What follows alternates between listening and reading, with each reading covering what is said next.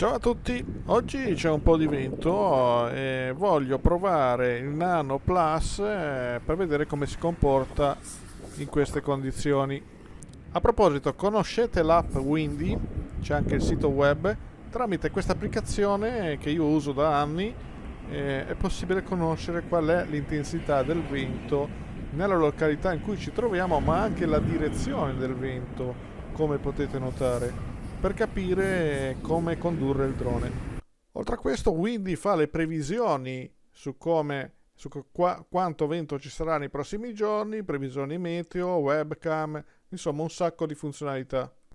In questo momento Windy mi dice che nel luogo in cui mi trovo ci sono 28 km all'ora di vento, ma vento rispetto alla superficie. Inoltre ci sono anche raffiche oltre 50 km all'ora. Se noi tiriamo su leggermente il cursore di destra e lo portiamo al primo step, che è 100 metri rispetto alla superficie, vediamo subito che il vento sale a 39 km all'ora. Outdoor Robotics per Evo Nano dichiara una sopportazione del vento livello 5. Massima resistenza al vento livello 5, vale a dire dai 29 ai 38 km all'ora. In questo range è il massimo sopportabile dal drone, che è uguale a quanto dichiarato per altri droni come il Mini 2, il Mini SE, Zino Mini Pro e Fimi X8 Mini. Chi è un pilota esperto sa bene che questi valori sono da tenere molto in considerazione. Se il costruttore dice che questi sono valori massimi, significa che prudenzialmente bisogna tenersi ben al di sotto per non rischiare che qualche raffica di vento ci porti via il drone. Inoltre volare con un drone sotto i 250 grammi con questo livello di vento secondo me non ha senso. Ma allora perché, mi direte voi, vuoi fare questa prova? Semplice, voglio fare questa prova per essere sicuro che se parto quando non c'è vento, nel caso arrivasse improvvisamente vento durante il volo e il drone si trova lontano, io voglio essere sicuro che riesca a sopportare tale vento. Quindi dopo aver verificato che effettivamente il vento arriva dalla direzione indicata da Windy, e cioè frontalmente in questo momento, decido che la mia missione sarà verso quella direzione, precisamente controvento o quasi. In questo modo non avrò problemi a tornare a casa perché durante il ritorno avrò il vento a favore.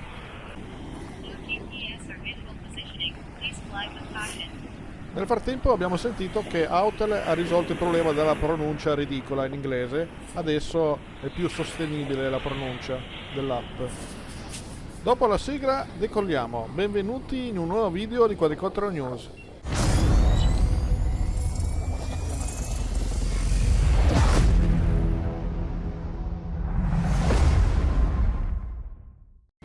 Per sicurezza, per avere un controllo più immediato, ho configurato il pulsante del radiocomando in modo che ogni volta che lo premo mi cambia modalità. Le modalità sono tre: smooth, standard e sport. Se abbiamo i sensori ostacoli attivi, quando siamo in sport, superati i 36 km all'ora, si disattivano. Ecco, una cosa che ho notato è questo messaggio del gimbal camera che sta facendo il self-checking e quindi impedisce il decollo. Lo fa spesso e non mi piace molto. Bene, bando alle ciance e rischiamo, decolliamo. Prua verso il vento come ho stabilito e vediamo cosa accade. Questi sono i sensori evitamento ostacoli che mi vedono perché sono dietro di lui. Vediamo che riesce a mantenere l'overing, ovviamente è inclinato verso il basso perché deve contrastare il vento. Vedete rispetto all'orizzonte del mare che è inclinato il drone. Proviamo a farlo ruotare, vediamo cosa accade. Adesso il vento è un po' aumentato, ci sono un po' di raffiche. Ecco, lui continua a mantenere l'overing. Guardate quanto è inclinato e nonostante tutto mantiene bene l'overing.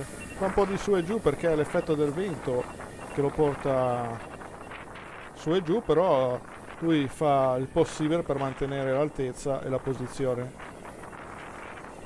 Adesso il vento rispetto a prima è leggermente aumentato, vedete che fa più fatica. Vedete com'è inclinato? Guardiamolo da un'altra prospettiva, la prospettiva frontale. Vedete sullo sfondo l'impatto del vento sulla vegetazione e guardate com'è inclinato. E quindi direi che questo test pre-volo è stato superato, quindi posso azzardare di volare più in alto. Se non mi cade in mare, se il vento non me lo porta via, guardiamo prima le immagini on board per vedere come stabilizza la qualità delle immagini anche con vento. Poi vediamo anche le immagini dall'app per vedere che comportamenti ha avuto per quanto riguarda la velocità e altri aspetti. Ok, ho avviato la registrazione video come avete sentito e andiamo, procediamo. Ed ecco le immagini on board, i primi metri li faccio basso. Come potete notare sulla sinistra ogni tanto si vede l'elica perché il vento fa inclinare di più il drone e quindi durante l'avanzamento in avanti viene inquadrata l'elica di sinistra. Probabilmente anche perché il vento arriva quasi in diagonale di fronte, però un po' in diagonale che lo spinge verso il mare, quindi il gimbal stabilizza verso l'elica sinistra. Guardiamo alcuni tratti, questo è un tratto in sport, mi piace molto la stabilizzazione, fantastica, non c'è nessun effetto gello, non c'è nessuna vibrazione nonostante la velocità e nonostante il vento. Guardate poi che colori e che definizione, forse c'è un leggero oversharpening, cioè una nitidezza, un po' troppa nitidezza, però direi che siamo ai limiti, quindi assolutamente fantastica.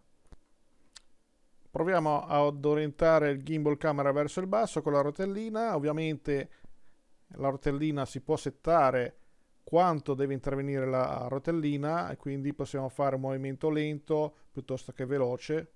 Basta, ci sono tutte le regolazioni sull'app, quindi da questo punto di vista non ci sono problemi. Anche il ritorno verso l'alto può essere graduato a piacere. Eccoci qua che stiamo andando in avanti nonostante il vento. Qua mi fermo perché voglio provare lo zoom anche con vento. Vediamo cosa succede. Vediamo se mantiene bene l'overing nonostante il vento. Ripeto, se vedete le onde a scatti è un problema del mio software di rendering. Le clip originali sono perfette. Questo è uno zoom 16x digitale della testa del pontile. Devo ancora capire come regolare definitivamente l'orizzonte perché come vedete sul mare si nota che non ci siamo ancora inclinato. Devo regolarlo ogni volta a mano, in questa occasione non l'ho fatta perché c'era vento e quindi ho evitato di farla, però mi piacerebbe risolvere in modo definitivo con una calibrazione. Ho provato naturalmente a calibrare, però il risultato è sempre questo, non è perfetto. Vediamo ancora queste immagini.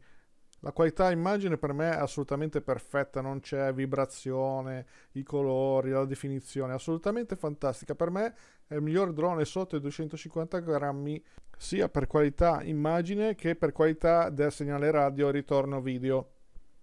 Qua ci dovrebbe essere una bandiera, vediamo se riesco a trovarla con lo zoom. Ed eccola qua che sventola la bandiera, ricordavo bene. Ma vediamo cosa è successo al drone, soprattutto per quanto riguarda la velocità. Qua siamo modalità standard contro vento, vediamo che raggiunge i 15 km all'ora più o meno. Adesso switch in sport e vediamo che la velocità aumenta, siamo sempre contro vento, raggiunge più o meno i 20 km all'ora. Si nota ancora di più l'elica perché le inclinazioni sono aumentate per contrastare il vento.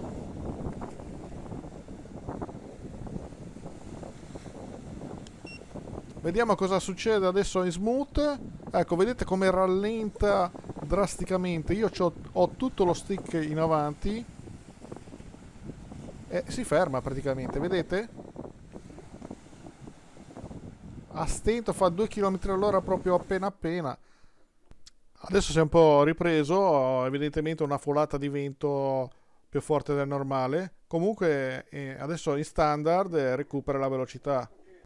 Lo porto nuovamente in sport, la velocità aumenta e quindi per il funzionamento del suo firmware in smooth diminuisce l'inclinazione degli angoli perché vuole farlo andare più piano e anche quando c'è vento comunque non inclina di più per mantenere la velocità massima della smooth e quindi subisce questo vento, lo subisce fino addirittura a fermarsi e in qualche caso anche ad indietreggiare.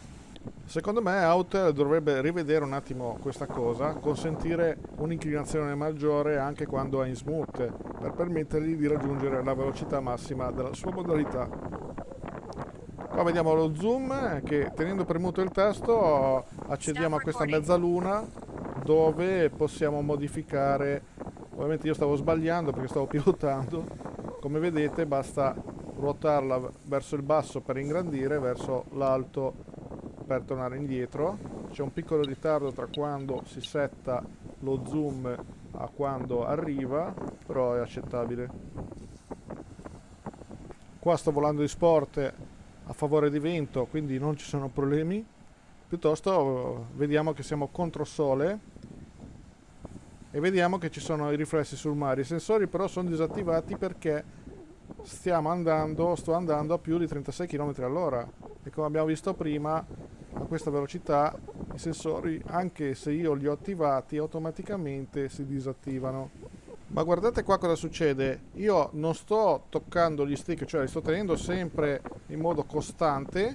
A un certo punto il drone punta il muso verso l'alto e si ferma e io sto continuando a tenere gli stick in avanti. Adesso si è ripreso, ha avuto una crisi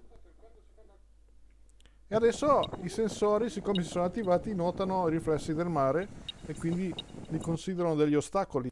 Eppure sono a favore di vento, cioè il vento è da dietro, mi sta spingendo, ma i sensori impediscono di andare avanti, quindi li disattivo e vediamo che subito riprende la sua velocità. E così abbiamo visto anche quanto è importante, quanto c'è vento, organizzare la missione in modo che il ritorno sia sempre a favore di vento, perché se in questo caso fosse stato contro vento, con la batteria quasi scarica, l'avrei vista male. Conclusione di questa mia prova, constato che il livello 5 riesce a sopportarlo, però ha ancora qualcosa da sistemare a livello di firmware, perché tecnicamente riesce a sopportarlo, però ci sono questi problemini di comportamento strani, saltuari, che secondo me rendono il DJI Mini 2 ancora superiore quando c'è vento rispetto al Nano Plus. A parte sul Mini 2 quando compare il messaggio che è impossibile tornare a casa automaticamente a causa del forte vento.